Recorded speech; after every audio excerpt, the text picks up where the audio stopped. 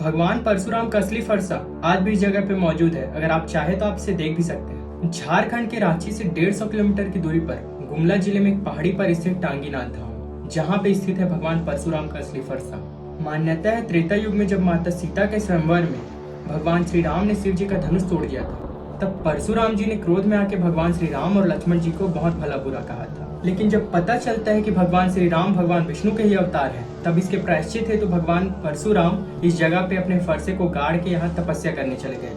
टांगीनाथ धाम में भगवान परशुराम के फरसे के साथ साथ यहाँ भगवान परशुराम के पद चिन्ह भी मिलते हैं।